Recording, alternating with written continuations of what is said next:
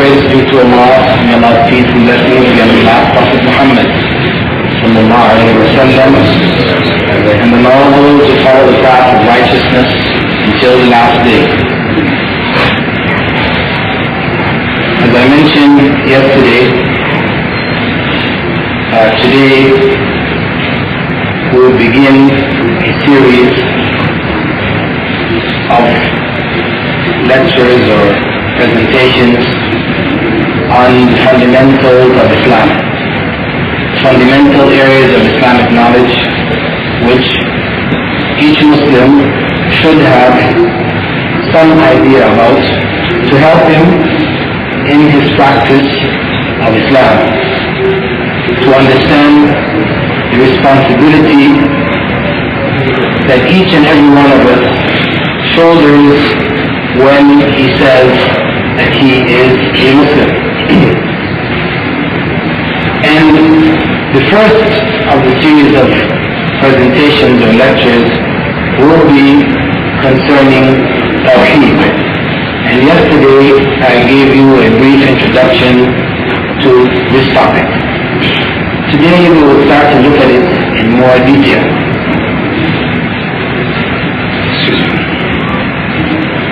The term Tawheed, literally in Arabic, means unification. To bring some things together, to unify. But when we use it in an Islamic context, and we talk about Tawheedullah, we are obviously not talking about unifying Allah, because when you unify something, or the term unification, it implies that there were things which are separate and you are bringing them together. And Allah, we do not conceive of Allah as being separate and we are bringing Allah together. So from an Islamic point of view, Tawheedullah cannot be understood from its literal Arabic meaning.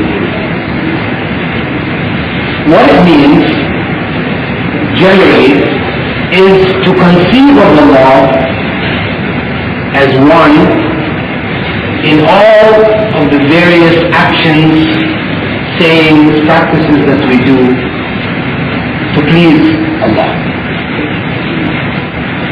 In everything that we consider to be an act of worship, everything that we do with Allah in mind, we do it keeping not only in theory but in practice the fact that Allah is one. So we practically express the belief that Allah is one. Now, in order to understand this concept, or all of the different implications of this concept, scholars of the past have divided the study of Tawheed into three basic areas. And this division doesn't have to be three, it could be in two. Or it could be one wherein all of the aspects are expressed. So, this division into three should not be looked at as a rigid division. And even the term Tawheed itself as a science, when we think of the science of Tawheed, it is something which you will not find in the Quran, where Allah says Muslims should follow Tawheed. You will not find it anywhere. And you will not find actually in the Sunnah anywhere where the Prophet ﷺ uses the term Tawheed itself. However, the Prophet ﷺ did tell Mu'adh ibn Jabal, when he sent him to Yemen as the Emir, the governor of Yemen, he told him that you will be coming to a people of the book, Christians and Jews. And he said that the first thing you should call them to, and the term he used, he said was, and yuwahhidullah. This was the first thing that he was commanded by the Prophet ﷺ to call the people to. And yuwahhidullah. Now this is the verb. The noun from this same verb, yuwahhidu, is Tawheed. So this is where it relates back. And in the Quran, when we say Allah says, قُلْ هُوَ اللَّهُ أَحَدٌ, Ahad also comes from the same root, wahid, which comes, Tawheed comes from. So there is an interrelation there. But this science, which is known as the science of Tawheed, this was not something which was taught as I am going to go into the details of it, by the Prophet ﷺ directly, the way Salah was taught, 5 times daily prayer, how many rak'ahs in each Salah. This was the science of prayer, the Prophet ﷺ taught in detail, in the form that we know it now. But the science of Tawheed, which I will be going into, this was not taught by the Prophet ﷺ in the way that I'm going to be explaining it. So I don't want you to think that, and if you go and you read it and you read it, you don't find it anywhere, and you wonder, well, where did he bring this from? So we try to understand that it has its origins in the teachings of the Quran and Sunnah, because whatever I'm going to explain to you, it will be based on Quran and Sunnah, because it's the basis of the religion. It's not a question of my opinion and your opinion and his opinion and so on. It is from the Quran and Sunnah. But what has happened is that, in time, sciences have arisen. For example, the science, which as fiqh. This is not something where the Prophet ﷺ sat down with his companions and taught them fiqh the way you may learn fiqh in the schools today. No, it was not taught like this. Or hadith, and the conditions for hadith, it was not taught. But these are sciences which arose in later times as the scholars gathered the information that had been handed down by the Prophet ﷺ and began to categorize it into different categories to make it easier to study, easier for understanding. This was the purpose.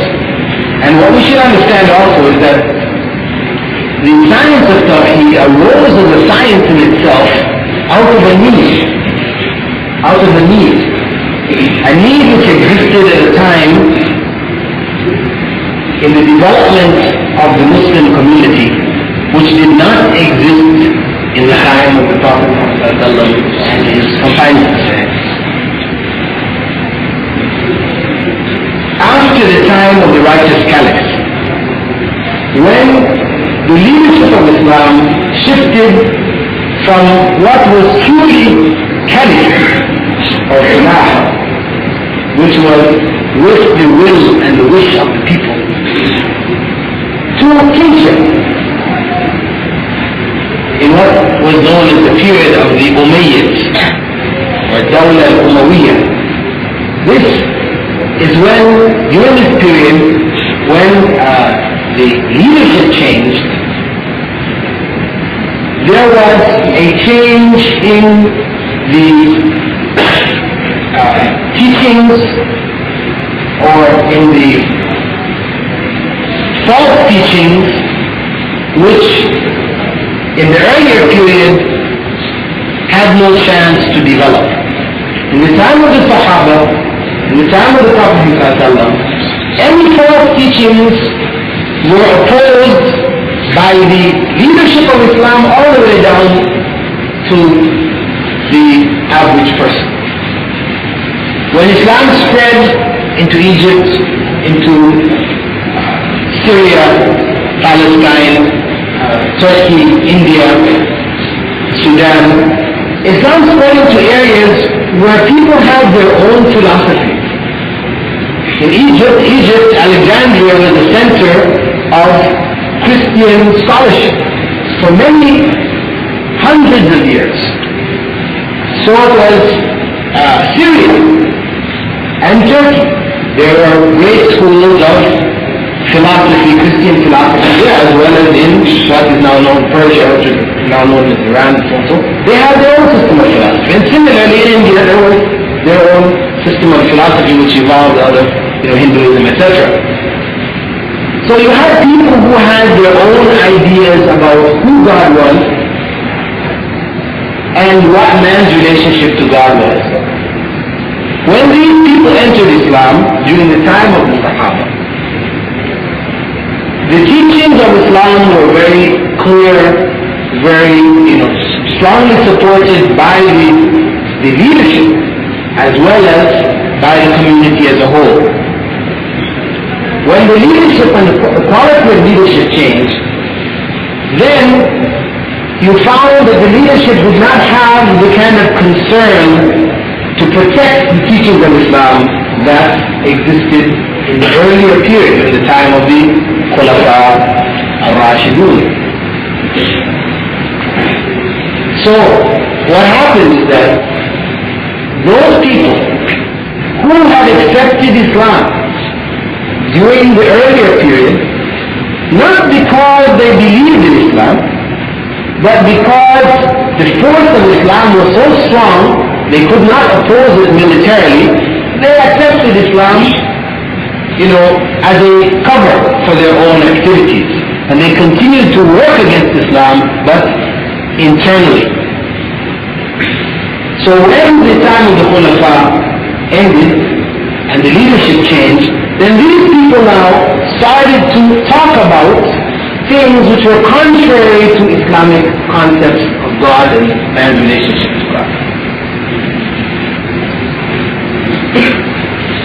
Also, to be fair, there were also people who joined Islam sincerely, but because of the understanding that they had prior to Islam, some of which was not clarified when they first joined Islam, they also spoke and they introduced also ideas which were foreign to Islam.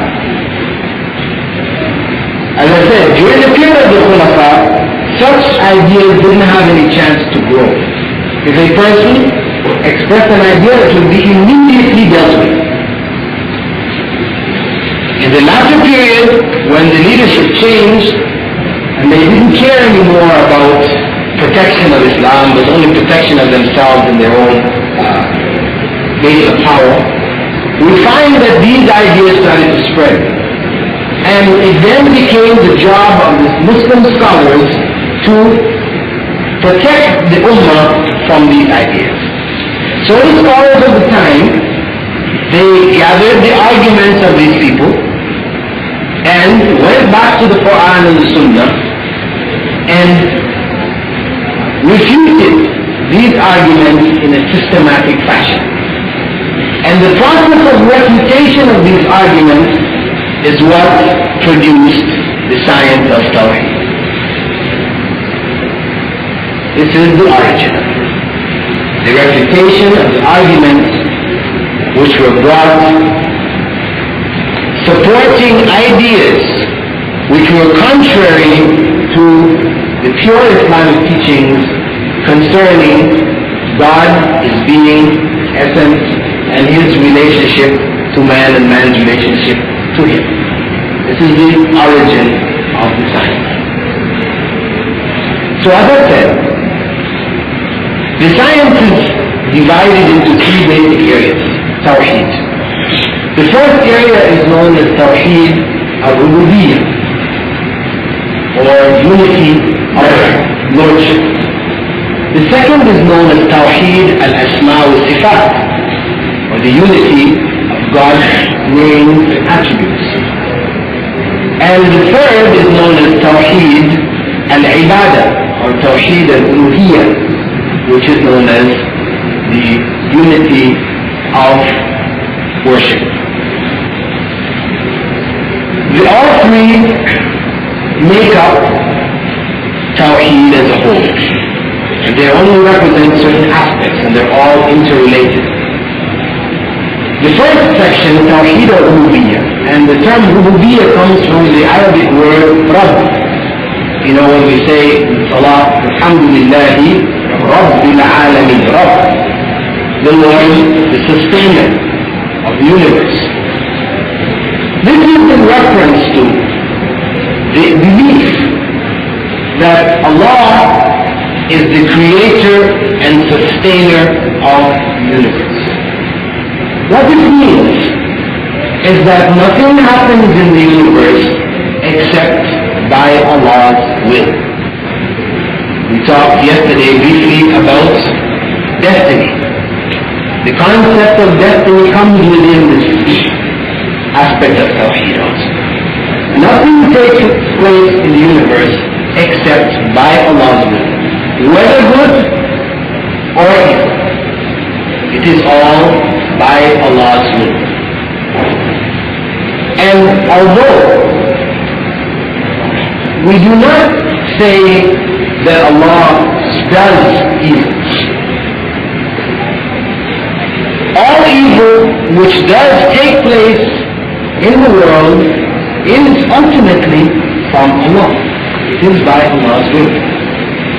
And Allah has even told us in the Quran to seek refuge from that evil which He created. In the second last surah, we say, قُلْ أَعُوذُ بِرَبِّ الْفَلَقِ, say, I seek refuge in the Lord of the dawn, مِنْ شَرِّ مَا خَلَقَ, from the evil which He has created.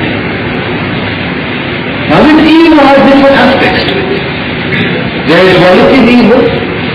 For example, you may be eating a piece of fish and a fish bone sticks in your neck, in your throat. This is a terrible thing. You have to rush to the hospital and you have to cut open your throat and take this fish bone out. This is an evil thing. This is hard. But it's relative, because that same fish bone, when it was inside of the fish, it was good for the fish. It is what helped to keep his body together so he could swim and live a pleasant life. So this is what we talk about. Some things are relative. Some are evil from the point of view that even the intent behind it is evil. When a person chooses to do evil, and Allah allows that evil to take place, so this thing is really something evil in a more complete sense. Though, for the believer, that evil is a source of good. And so it still has a relative aspect to it. Because Prophet said that the life or the affair of the believer is an amazing, wonderful thing. When good happens to him, he is thankful and Allah rewards him for it. And when a calamity, evil befalls him, he is patient and Allah rewards him for it. So even out of that thing which we consider to be evil, there is good for us. If we recognize that it is in fact a part of the test of this life, and if we are patient and maintain our faith, Allah rewards us for being able to deal with it.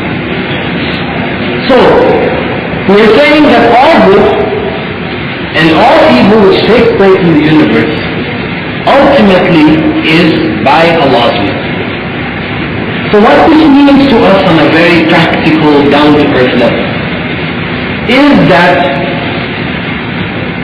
we cannot depend on anything or anyone to bring good for us or to protect us from evil. What is known as good luck charms, people all around the world have certain things which are considered to be omens of good. If such and such happens, this means some good is going to happen. I'm sure in every country around the world, in your own country, you have this type of belief. And many of the Muslims may be holding this belief. In the West, we have the number 7. It's considered a lucky number.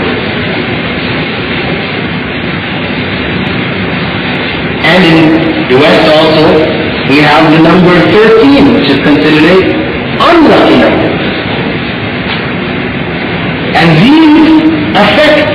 the lives of people. To such a degree, for example, that if you go to hotels in America, the majority of the hotels that you go to do not have a 13th floor. I mean, there is a 13th floor, because if you count the floors from the outside, there is number 13. But when you're going up in the elevator, there is no button number 13. It goes 10, 11, 12, 13.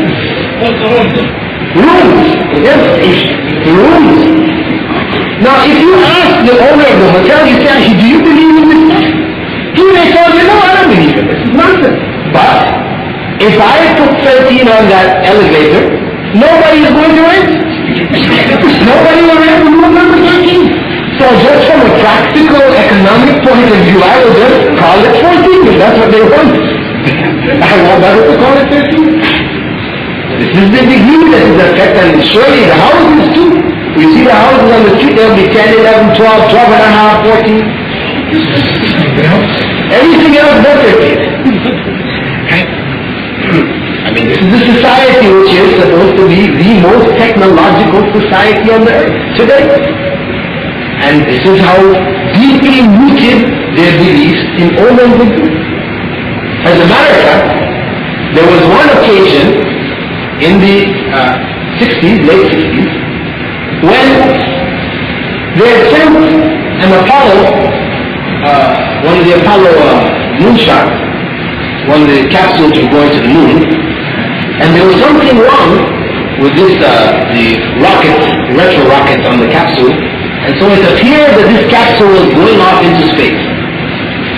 Now, for the Russians, this didn't mean anything, because the Russians, in their own experiments, they sent up many capsules with people in it, and it didn't go right, they just went off into space. You know, that didn't mean anything, because people in Russia are expendable. You know? For the good of the society, they will sacrifice any number of people. Whereas in America, it is the opposite. The people, you know, each individual, his life becomes so important that you have people, mass murderers, you know, who have murdered, you know, 100 people, and people will be fighting to say, no, this man should not be executed. Because if you kill him, it's not going to bring back the lives of the others we kill. So they will defend and fight and defend the life of that individual, the right to live. Okay? These are the two extremes. So, for America, for one of their capsules, their spaceships to go off into space and these people die, this was a great disgrace, something terrifying to the people. So the American, you know, the people at NASA, they were very worried. They tried everything to try to, you know, make the mission not end up in disaster. Eventually they managed to use they had a lunar lander. They were part of the spaceship which was to land on the moon. They were able to use the rocket on it to cause the space capsule to come close enough to catch the gravity of the moon and then circle around the moon and just come back to Earth. They had to abort the mission of landing on the moon, and they were just really happy when they finally got it to catch the gravity of the moon, circle around, come back and land on Earth. When it splashed down in the Atlantic and they brought, you know, they picked them up with a ship and they brought them back to Cape Canaveral, came off with helicopters, came off, and all the news people all rushed around them and gathered around them, and they talked to the commander of the mission. They asked him, you know, how do you feel? He said, I should have known this was going to happen.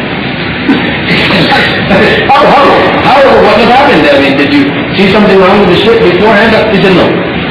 This was Apollo 13.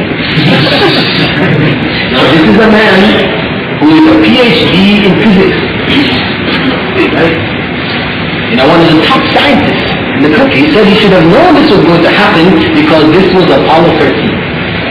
And it took off on Friday the 13th at 1300 hours.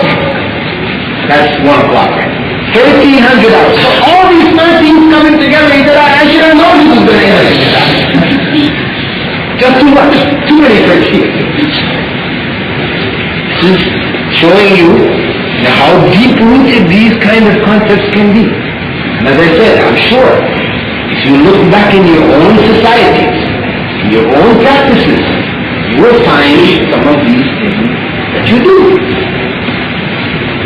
Now these things destroy this aspect of Tawheed. Because only good can come from Allah. And Allah has told us how we can gain good for ourselves. وَمَا جَزَاءُ الْإِحْسَانِ إِلَّا الْإِحْسَانِ. The reward for good is only good. You want to bring good for yourself, then do good. You are promised, and Allah guarantees good for you if you do good. That's the way you can guarantee for yourself good. But depending on any of these other objects or things to bring good for you, this is the opposite of Tawheed. It destroys. Or depending on any of these things to protect you from evil, similar. Included in this area is astrology. Many people believe that if you are born on a certain day, the star configurations have affected you in a certain way. In a way that certain people who specialize in the science of astrology or the pseudoscience of astrology, they're able to predict for you, what type of personality you're going to be. So if you're born in July, between a certain date and another date, you are considered a Leo. They call you a Leo. You have a Scorpio. And they have a variety of different signs which are assigned to you depending on the month in which you were born. And you have this column in the newspaper. Most newspapers have the astrological column, the zodiac. You go there and you can open it up and it will tell you, if you're born between this date and this date, today is a good day for business. If you have any plans, it's a good day to make plans. Or if you're born on this day, it's a bad day for you to make plans. Watch out for this person or look out. So what are they doing? They are trying to provide for you a means of avoiding evil and gaining good. Can they in fact do that? No. They can't. Only Allah knows what is destined for you. And Allah has even told the Prophet to say in the Quran, if it were that I knew the unseen, what was to come, I would have only gathered around myself good, and no evil would have befallen me. But Prophet Muhammad had his tooth knocked out in Badr. He had difficulties in life. So there is no means of preventing evil in the total sense and gaining good for yourself other than through the dependence on Allah.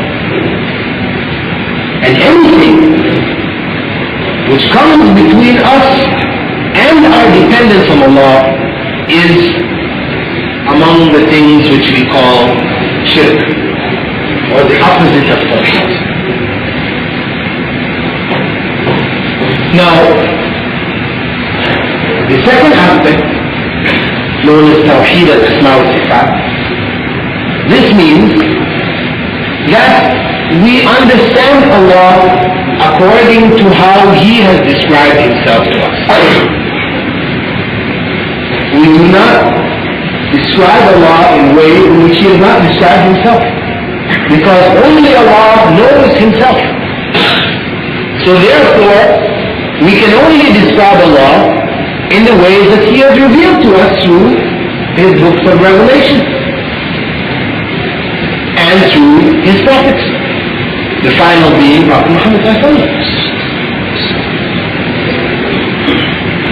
And in understanding Allah,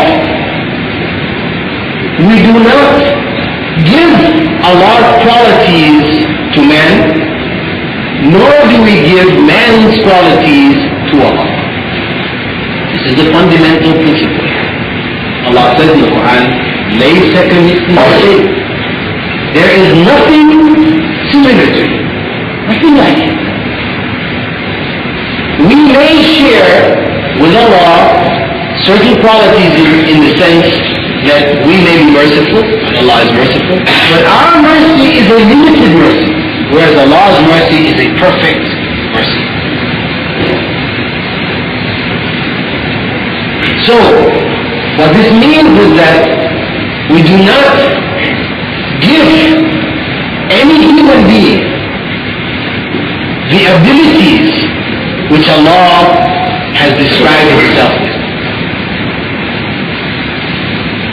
We do not give any aspect of His creation, whether it is the Kaaba, or a masjid, or a grave, or the Quran, or anything, any object, the qualities to bring good for us or to prevent evil from befalling us. To believe that someone knows the future, can tell you what is going to happen to you today, to go to such a person is a grave sin. So grave, Prophet Muhammad had said that whoever goes to a fortune teller, his prayer is not accepted for 40 days and nights. So serious. This is not a person who believes in the fortune teller, just one who goes out of curiosity. He opens the newspaper to the page where it tells you about the signs. You are this sign, you are that sign. Because that page, that chart, is the fortune teller today. In the past they didn't have newspapers.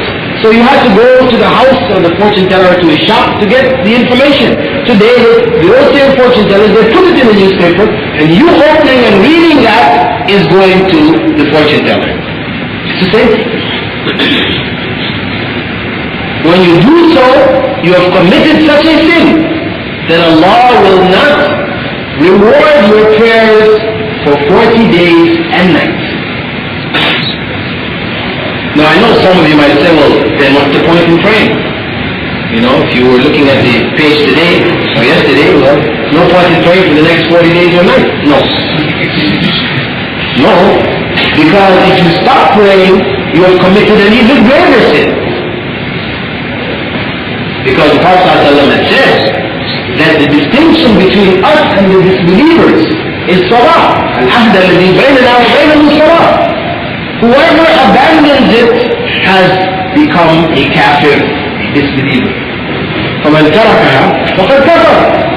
Whoever gives up the salah, whoever abandons prayer, does not pray, has become a kafir, a disbeliever.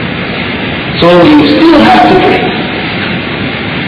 You pray because you have an obligation to pray. But the reward for your prayer, you do not receive.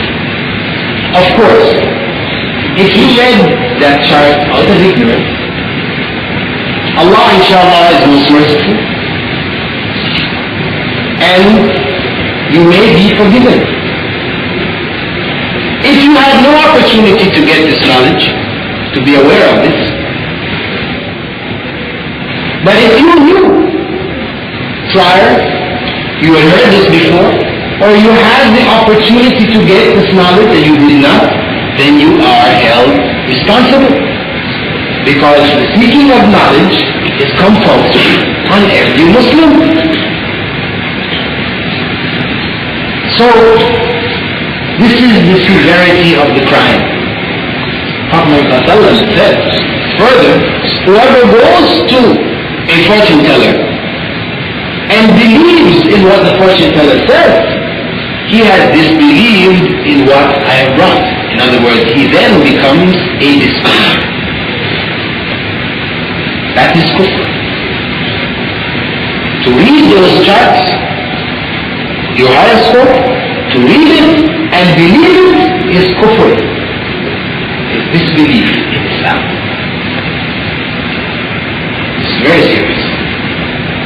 So if you have friends, family, who are doing these things, then you have to try to get them out of it. It's your duty to stop yourself and also to help others who are caught up in it. is one of the traps of Satan.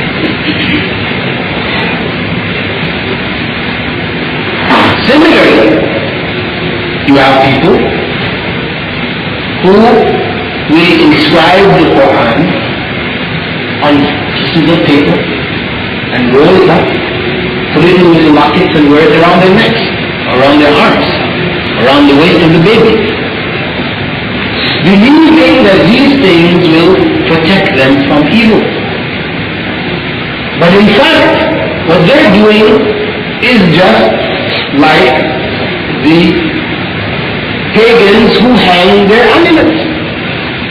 Because the Quran was not meant to be used in this fashion. If this was the way of using the Quran, Prophet Muhammad would have been the first to hang it around his neck. And the Sahaba would have been right behind him. But they didn't do it. This is not what they did with the Quran. It's like going to a doctor for an illness, and he prescribes for you a medicine. And you take this prescription, fold it up, put it in your pocket, believing that carrying this prescription is going to make you well. As silly as that is, it is the same as hanging that amulet. Because the Quran was meant to be read, understood, and applied. Even the reading of the Quran, as it is done around most of the Muslim world today, is wrong.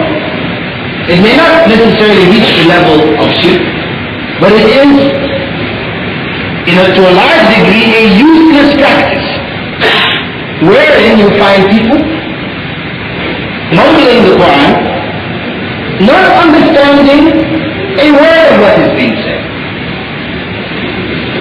Or people who ritualistically read the Quran, not reflecting on its meaning. It is just an act that they do. Because Prophet Muhammad said that whoever reads one word of the Quran gets 10 hasanah, 10 good deeds. However, when the Prophet ﷺ said that to his companions, one, he was saying that to people who knew Arabic. He was not saying it to people who didn't know what Arabic meant. He was saying it to people who knew Arabic.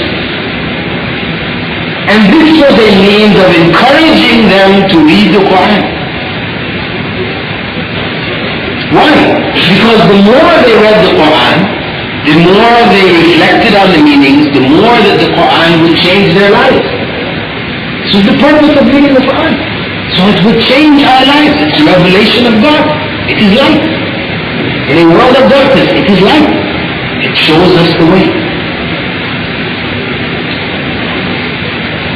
But to just read it, just to mutter the letters and the words, not reflecting on the meanings, this is futile. It is a meaningless act. It is an act actually which could be a source of punishment for us on the day of judgment. Because we might be reading verses of the Quran and doing the opposite. Allah says in the Quran, for example, وَلَا تُلْقُوا بِأَيْدِيكُمْ إِلَى التَّهْلُكَةِ. Don't throw yourselves with your own hands into destruction. وَلَا تَقْتُلُوا أَنفُسَكُمْ. Don't kill yourselves. And after you finish reading the Quran, you go out and you smoke a cigarette.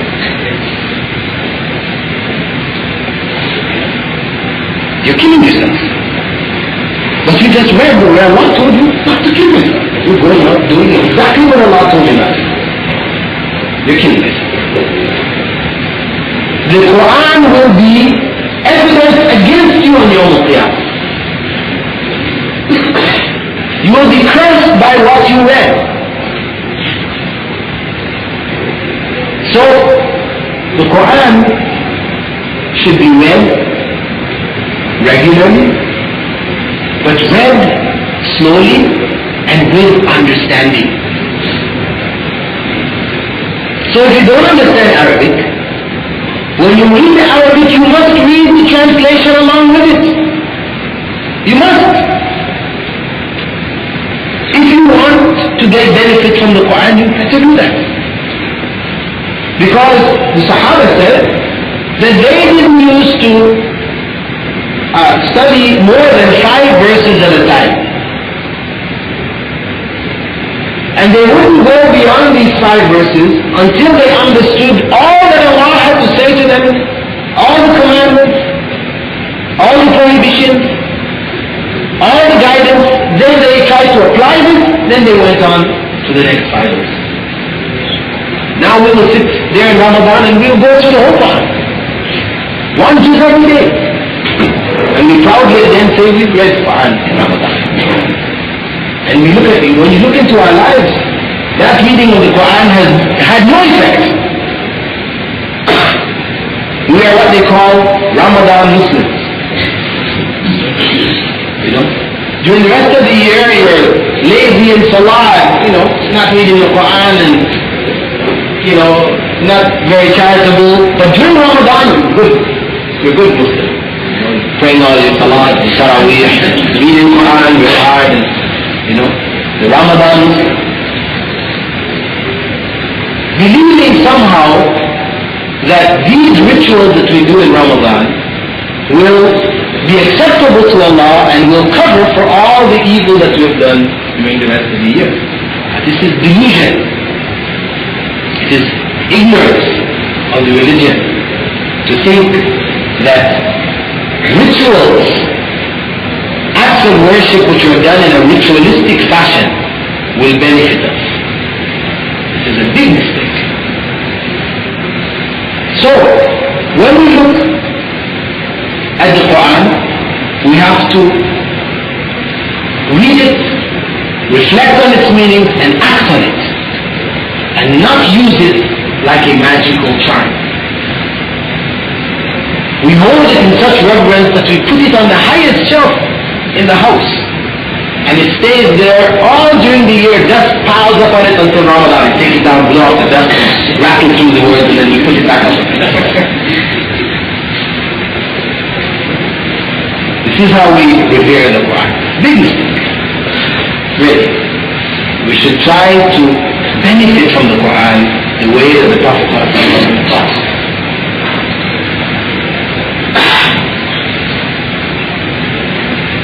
We also have the belief of some people that when times of difficulty arise, it is allowed for us, in fact recommended, to call on these people to help us. One of the popular people that Muslims tend to call on is Abdul Qadir al-Jilani. When a calamity strikes, you find people calling us, "Oh Abdul Qadir, help me, save me." And they have rationalized this practice. They say, for example, calling on Abdul Qadir, praying to him, or calling on Muhammad or praying to him, this is just the same as when we in this life, for example, we want to get something done. Here we have a problem. You as an individual, you have a problem working in this guest palace. You can't just go walking into the, Mudir's office, the head man, walk in the door and tell him I have this problem. No. You have to go to your work supervisor. Your work supervisor, he will go talk to, some of the other people. And eventually they will talk to the Mudir and your problem will be solved. They say, same thing. You are dirty with sins. So many sins you commit every day. How can you stand before Allah and call directly on Allah? No. You must call on somebody who is pure and holy, close to God. They call the saints, the holy people, prophets. You call on them, ask them to pray to Allah. Then your prayers will be answered. However, when they do this, what they have done is they have brought Allah down to the level of man. They have made Allah like a man, like a mudir, who has to, he does things for you through intermediaries. But Allah has said no. He is unique. If you want to call on Him, "Ud'uni astajib your beloved, call on me and I'll answer you. Finish. You don't need to call on anybody. إِيَّاكَ نَعْبُدُ وَإِيَّاكَ نَسْتَعِينُ. Only you do we worship and only from you do we seek help. Allah is unique in this aspect. And if we use any intermediary, then we are making Allah like His creation. Now, the final aspect of Tawheed, a way to show your love of the Quran, which is an act of worship, which Prophet Muhammad didn't know about. He didn't know about it. Surely not. Because the religion was complete with him. Prophet Muhammad had said also, as reported by Aisha, Man ahdatha fi amrina ma laysa minhu fahuwa rad. Whoever brings something new in Islam, which is not from it, it is rejected. Allah doesn't accept it. And the Prophet ﷺ has said very clearly, ما تركت شيئا يقربكم إلى الله إلا وأمرتكم به. There is nothing which will bring you closer to Allah that I left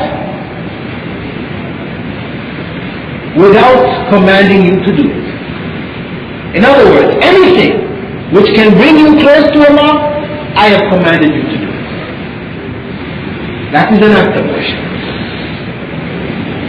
So, if we are to do anything which we feel is pleasing to Allah, which will bring us close to Allah, it must be based on a commandment from the Quran or a commandment from the Sunnah for it to be an acceptable form of worship. Otherwise, we are in fact worshipping Allah in a way which is not pleasing to Him, a way which is not acceptable to Him. So, not only do we have to be sure that all of our acts of worship are directed to Allah alone, but they have to be sanctioned, approved by Allah and His Prophet. Now this represents, these three aspects represent the fundamentals of the concept of Tawheed in Islam. The opposite of that, as I said, is shirk. That is the worship of other than Allah, in whatever form it comes. If one denies Allah's existence, then one worships other than Allah. Because in denying the existence of God, human beings must explain their existence by giving the qualities of God to His creation. Because when you ask the atheist how we came to be where we are today, he will say, by chance. By chance. And everything, when you look into the life of the individual, everything which happens is by chance. So his whole destiny, his life, his creation, everything, his existence is controlled by chance. So what he has done, this is in fact Allah. But he has, in denying Allah, he now gives the powers of Allah to a blind force which he calls chance.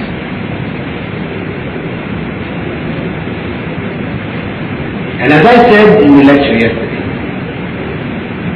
all of the other religions that believe in God, in fact, worship His creation, while believing that they are worshipping God. And what they're committing in doing that is shirk, the gravest sin, the only unforgivable sin. Shirk has two aspects to it.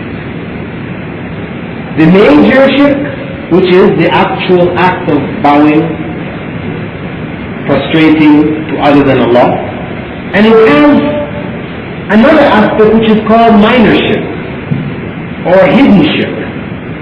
And this is doing acts of worship for other than Allah. you're making salah, and the mutawwa comes in, the person who you feel is a mutawwa, you call mutawwa a religious man. So you want to impress him on, how good a Muslim you are. So your salah now, instead of being over in 1 minute that you usually finish it in, it takes 5 minutes. You're making very slow salah. You're not doing it for Allah. You're doing it because He came in. This is hidden shirk. And this can affect us without us even knowing it. And this is one thing that we have to be very careful of. Prophet ﷺ had told us that hidden shirk in the ummah, in the nation, in the body of the Muslims, is like a black ant crawling on a black stone in the middle of a moonless night. Can you see a black ant on a black stone in the middle of a moonless night? It's telling you that it will creep up on you without you even realizing. You may start to do something with a good intention, and that intention can change. So we have to be very careful about what we do. And this is why the Prophet ﷺ emphasized the importance of intention. إِنَّمَا الْأَعْمَالُ بِالنِّيَّةِ. Deeds are judged by their intention. Before we make salah, we have to have the correct intent. Before we do any act of worship, anything which we consider to be good and important, we should try to remember Allah.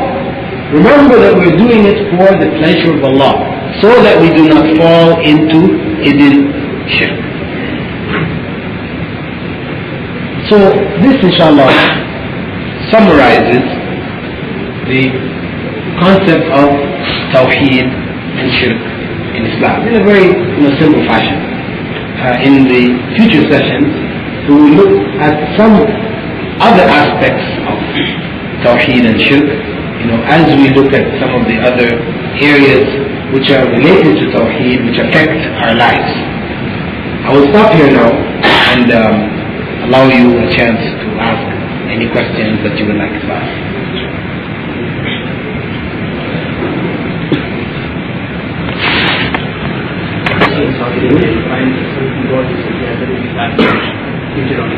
Pardon? There are some certain goals discussed like small tangents. You find it featured on artificial. Is it possible to vanish?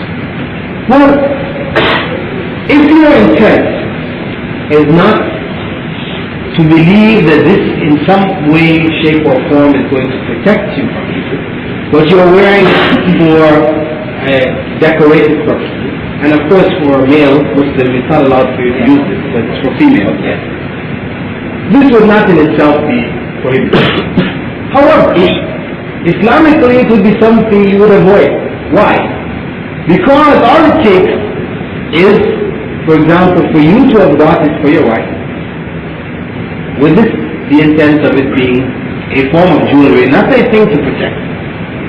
You die, your wife dies, Satan comes to your children and say, well, to wear this to protect. That's why your father bought it for your mother. That's why your mother wore it. And they can now start doing that, thinking that it will protect them. So you can inadvertently cause people to go astray by you doing that. Other people may take your example without understanding why you are doing it. So these types of things, things which people have misunderstood or in confusion about, as Muslims we try to avoid these areas. Things which can lead in that fashion. This is why, for example, when alcohol was prohibited, the Prophet ﷺ also prohibited the containers in which alcohol used to be kept. They were to be broken. He commanded them to break all these containers. So as a Muslim, for example, it is not acceptable for you to have a bottle which was used to carry, Johnny Walker or some, alcohol, but you're using it to keep water. It's not acceptable. Unless you have nothing else. This is desperation now. This is all you have to keep your water in, so you have to use it. But to choose it, or you may find ornaments. They have lampshades where they'll take a bottle, scotch, whiskey, whatever, and they'll melt the bottle and cause it to turn into an ashtray or into a lamp or something like this. As a Muslim, you can't keep it. You can't keep it. You avoid these type of things which are associated with the drinking of alcohol. Similarly, those types of practices, because people use the Quran and the Sunnah, it is better to avoid it. Although I'm not saying it's haram to keep it, I'm just saying from a point of view of the harm that might come from it, it is better to avoid it.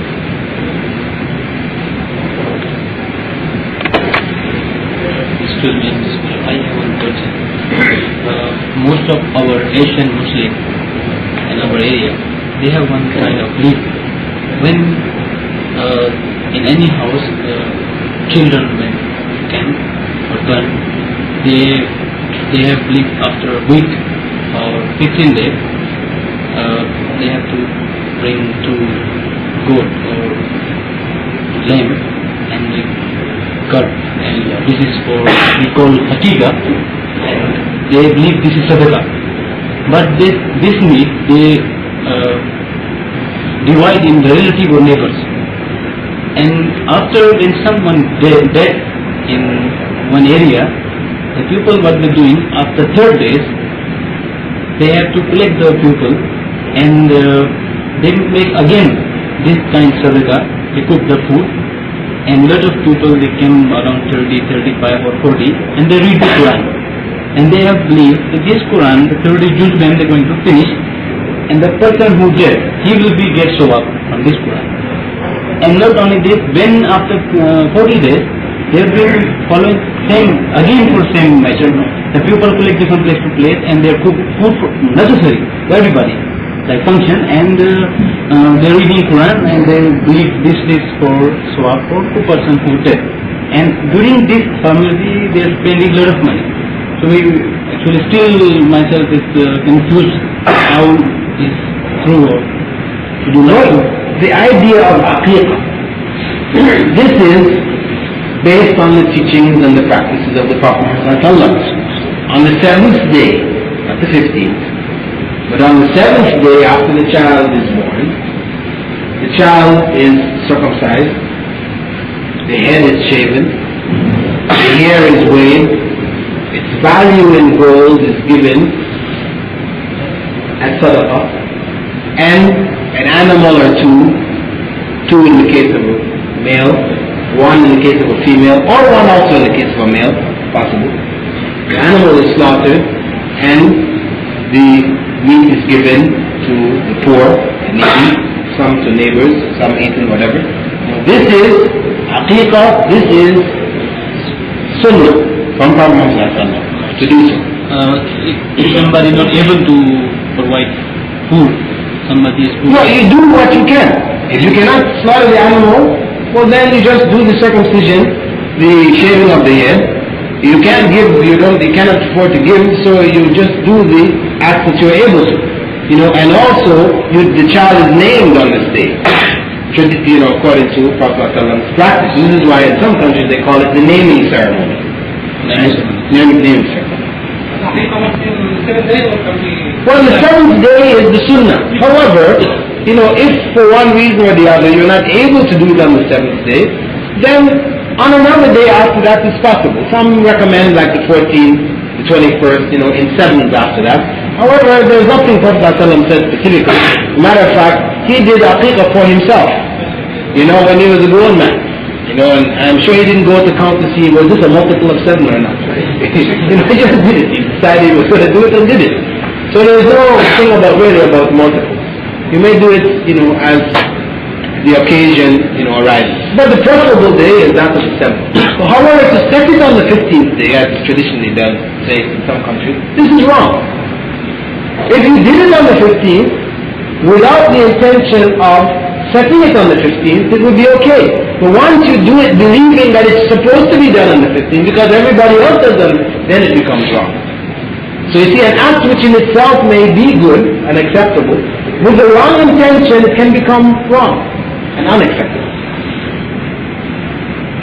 Now, in terms of when a person dies, I mean, this practice which they call sometimes Khatm al-Quran, where they gather the people and every person takes a juz, or a portion of a juz, and they're reciting the Quran all on top of each other, and everybody rattling it away, nobody knowing what it means, everything.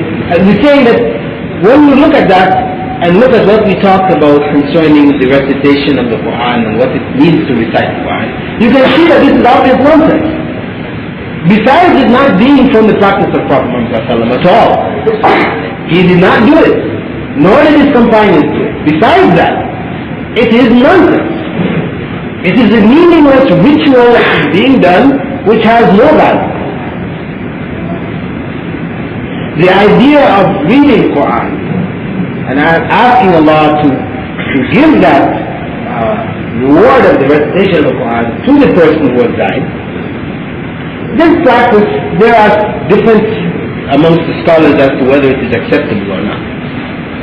Now, if we use the basic principle that what the Prophet ﷺ commanded and what Allah commanded is what is acceptable, and what they did not command is not acceptable as worship, to apply that principle, then surely we know there is no evidence from the practice of the Prophet ﷺ nor in the Quran for the recitation of Quran and the giving of the reward to someone who has died. There is no evidence for it. We do know that the Prophet ﷺ had allowed people to fast on behalf of some people who are unable to fast, who died unable to fast. Okay? So here is an act of worship being done, and the reward for it is being given to someone else. The person actually who does it is also being rewarded, but this was to a relative. And this was concerning Hajj and concerning fasting. And if it were also a case of zakah or something is owed, for you to go and pay that zakah on behalf of your father and so on, this is no exception. But reading the Quran or making salah, and these are the forms, these were things which were not done. Some people say, well, if we look at the general principle wherein the giving of the fasting was allowed and the hajj on behalf of others was allowed, we say the principle from that is that doing acts of worship and asking Allah to accept it from others is allowed. Others say, well, really, this area is a shady area. It is an area which is not clear because the Prophet ﷺ spoke clearly on one and he didn't speak on this other. And really, it is not allowed for us to make, analogies in this area, this type of thing, because these are acts of worship. So really, it comes down to yourself.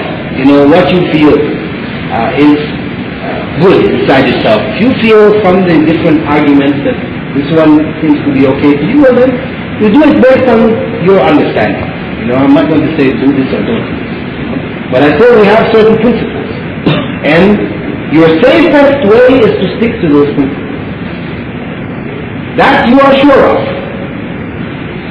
The things which Allah commanded, the things which Rasulullah ﷺ commanded, these things you are certain if you do them, they are accepted. And if you avoid the things which they didn't command, you are certain also that you won't fall into wrong. That is the safest path.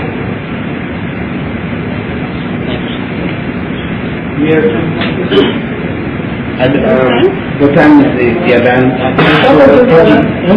8:10. Huh? 8:10? The adhan? Okay. Couple of minutes. Talking about fortune teller, if one fortune teller can read future accurately, can they read future accurately? If they can, so it is hard for us to stop the people going to them. Well, what we know is that even if a person has no real basis for telling fortune. And in the next session, maybe we'll go into this fortune telling area in a little more detail. Even if he has no basis, if I were to just say in the room, in the masjid now, some people here today, or someone here today, his father is going to pass away soon. It's a prediction. It is very likely that someone in the masjid here, his father is going to pass away. This is just the law of coincidences, possibilities. And people, many of the people who are involved in fortune telling, use these possibilities, these generalities. 100 people come to them, and they tell all of these 100 people the same thing. Out of the 100, 2 people, it actually happens. These 2 people, when it actually happens to them, they will forget all of the other things that they told them, because they didn't just tell them one thing. Because the fortune teller, he's going to tell you 100 things. Of those 100 things, only one thing happens. And to the 100 people that he told 100 things, only 2 people have those things happen to them. Now this is just pure coincidence. However, for those people, when that thing happens to those 2 people, they are going to swear by that fortune teller that this man, he said this was going to happen and it happened. Look at this. Right? And this is how the fame of certain fortune tellers spreads. And people continue to go. And this is why the Prophet ﷺ had made the punishment based on the commandment of God so severe for one who goes to the fortune teller. Because you may go there not believing and hear something which happens and then you start to believe. You see? This is why you are warned away. Because it is our weakness. That if somebody tells you something and it turns out to be so, you start to believe somehow this person has some, means, some ability. So, Islam teaches us to stay away from it. In the next session, inshallah, we go into some details, a little more details as to how those people who are actually able to do it, on a consecutive and a consistent basis, how they're able to do it. We look at that. And this has to do really with the world of the jinn. And in the next session, inshallah, we will look into that world because it is also related to the basic concept of Tawheed, and we should understand how the world of the jinn affects us, or can affect us. I have another question on shirk. Let's say I got one favor from one person, but actually he don't do it without the will of Allah. So then my question is, to whom I should give thanks first?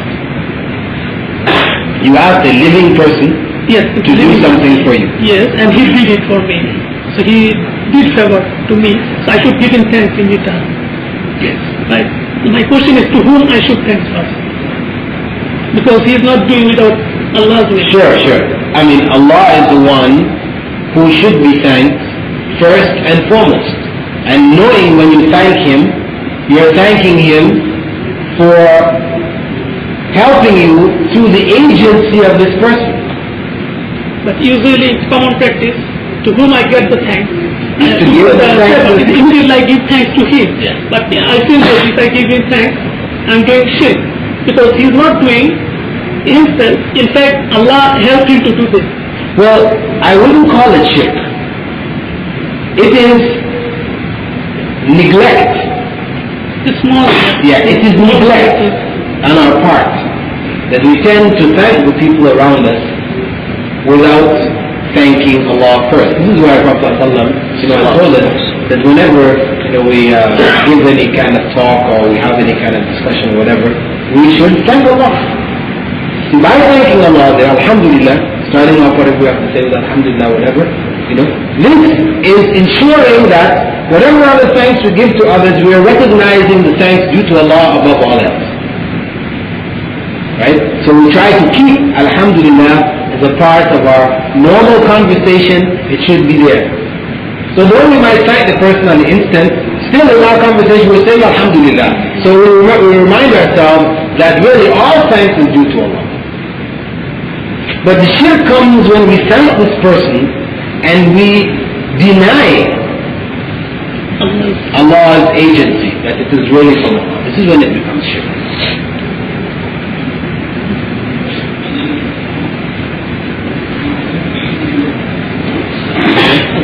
So the lamb is not gone in the other message. The time is we do it earlier than the other message. You can kill them, subhanak Allahumma wa bihamdika. A certain portion of the cases of healing, faith healing, is on the part of the person himself, right? But where there is an outside agency, as in the case, say, Mother Teresa is doing that, then it would be the shirk. And for her, that would be confirmation for her and all those who depend on her that Jesus was God.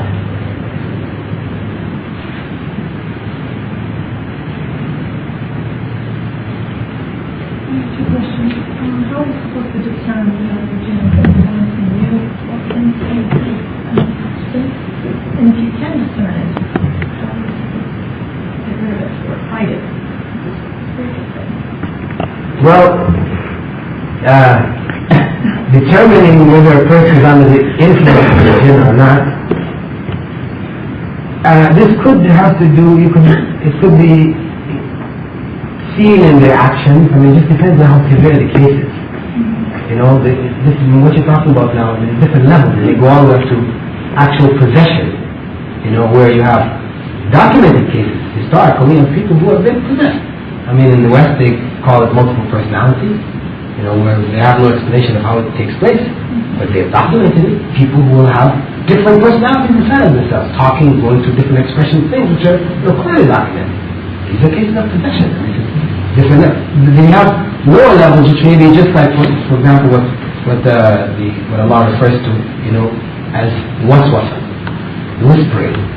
A person who this is on them all the time, getting at them, whispering, right? This is from Satan. Whether it is among men, you have men who may also, among mankind, who will play this role. You have evil companions who will be whispering and giving these suggestions.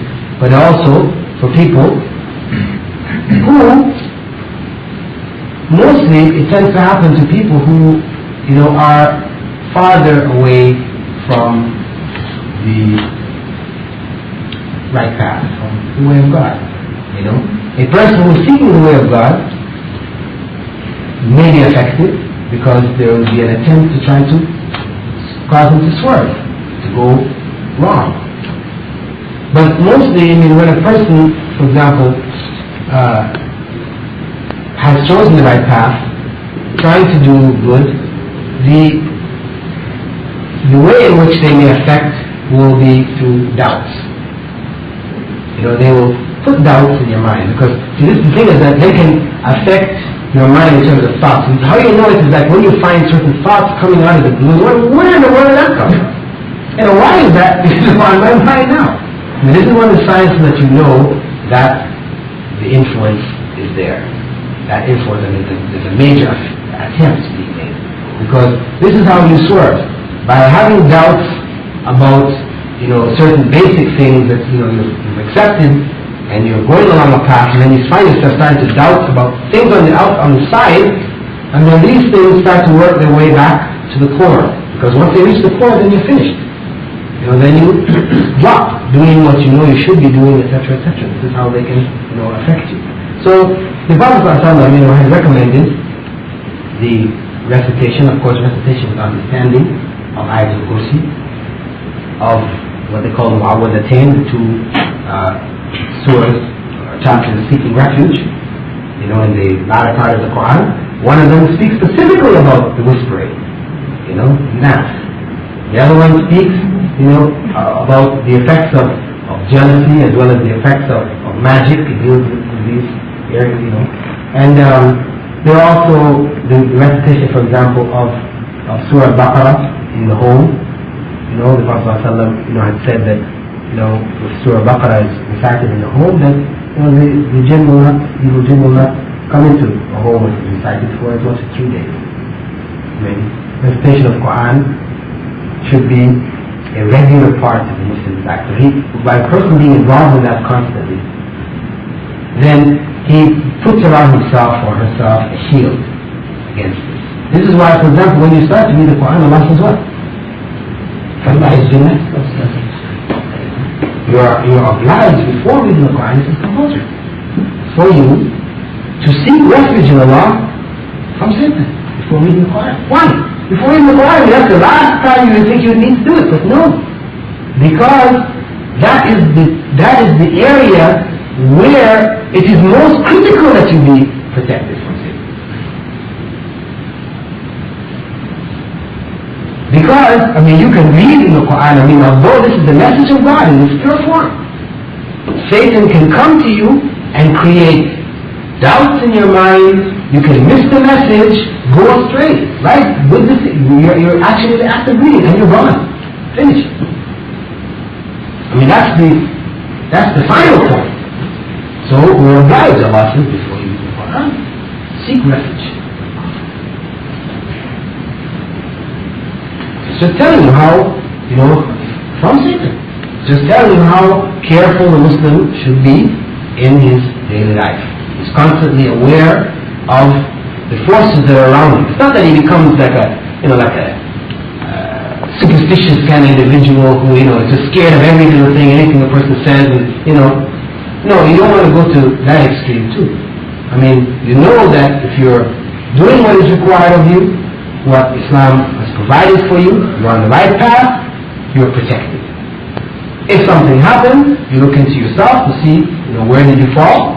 What, you may have been reading Quran regularly for a few days, whatever, you got lazy, you slacked off, you got hit. So you recognize, there will be factors, there will be reasons why you got affected. But as long as you use the system that Islam has provided for protection, then inshallah you will be protected. That protection is also protecting non-Muslims too.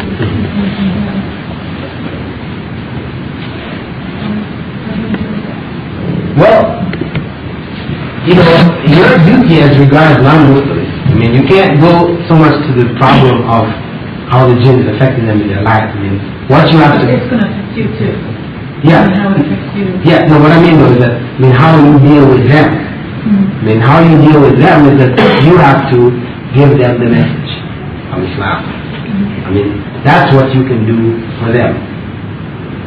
Because that ultimately can change the situation. If they grasp the message and they change their lives, that can change the situation.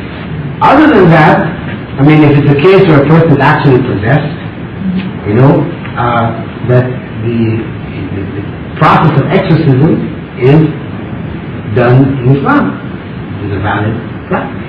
And it is done in ways which are defined in the Sunnah in terms of recitation over the person, by a person who believes strongly, etc. And that person can be, the jinn that's affecting that person can be driven off. But it may be driven off on a temporary basis. Because the fact that if that person themselves doesn't change their own life patterns and start to try to build up the foundations of faith which will ultimately protect them, then they're liable to fall back into it again.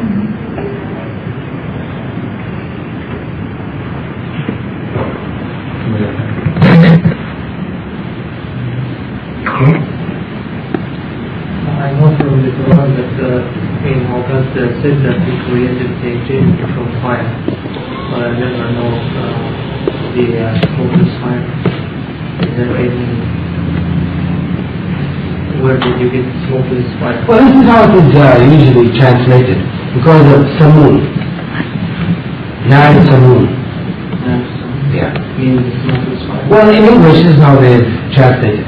Because the fire is like a wind, a fiery wind, which, in the interpreters, in explaining it in Arabic, they've explained it in that fashion that, it is not something clouded with smoke, dukhan, without this dukhan facet, but just a burning wind.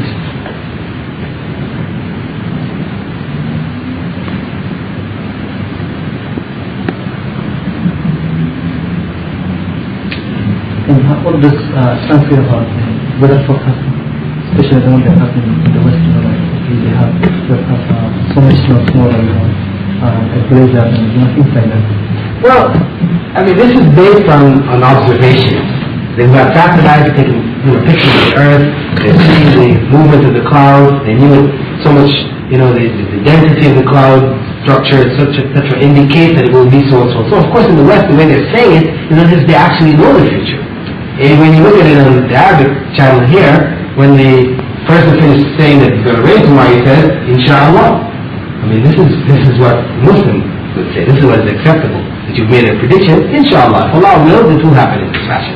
But this is based on, calculations. This is a scientific type calculation. But that's why I said you have to add this quality or this qualification of Inshallah, because none of our calculations are 100% accurate. This is why, for example, even the calculation of the new month, Ramadan, so and so, we do not rely on the calendars which have been set by the astronomers. We also rely on the sighting.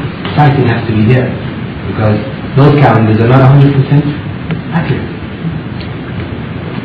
Even if it was 100% accurate, we should also say inshallah, because who created the reasons for this to be happening? Could you change them before it happened?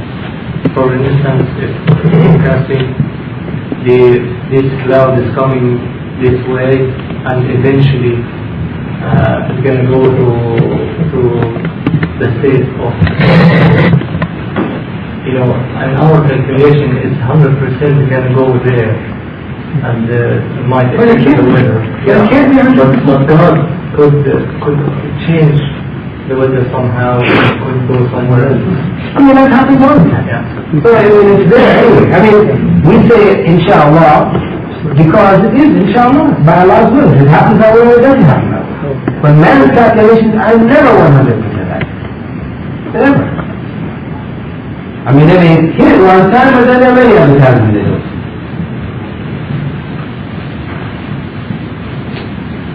Any other questions or comments? إن شاء الله close. سبحانك اللهم وبحمدك أشهد أن لا إله إلا أنت أستغفرك ونتوب إليك. We ask Allah to accept our intentions of being here as intentions meant solely for Him, and that He give us the courage to act on the knowledge that we have gained today, to pass it on to our brothers and sisters. Amen.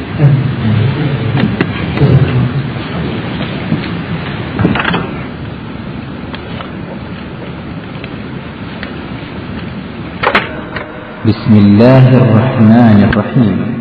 ألف لام را تلك آيات الكتاب وقرآن مبين ربما يود الذين كفروا لو كانوا مسلمين ذرهم يأكلوا ويتمتعوا ويلههم الأمل فسوف يعلمون وما أهلكنا من قرية إلا ولها كتاب معلوم ما تسبق من أمة أجلها وما يستأخرون وقالوا يا أيها الذي نزل عليه الذكر إنك لمجنون لو ما تأتينا بالملائكة إن كنت من الصادقين ما ننزل الملائكة إلا بالحق وما كانوا إذا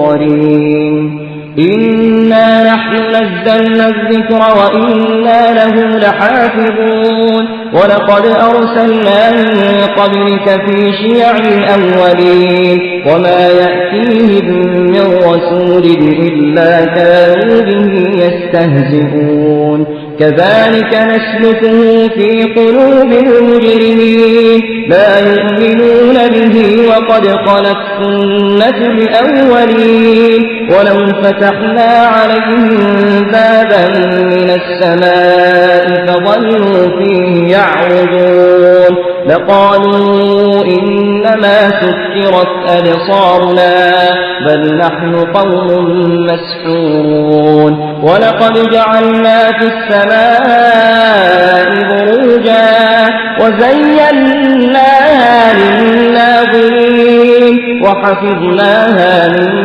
كل شيطان رجيم إلا من استرق السمع فأتبعه شهاب مبين والأرض مددناها وألقينا فيها رواسي وأنبتنا فيها من كل شيء موزون وجعلنا لكم فيها معايش ومن لستم له برازقين وإن من شيء إلا عندنا خزائنه وما ننزله إلا بقدر معلوم وأرسلنا الرياح لواقح فأنزلنا من السماء ماء فأسقيناكموه وما أنتم له بخازنين وإنا لنحن نحيي ونميت ونحن الوارثون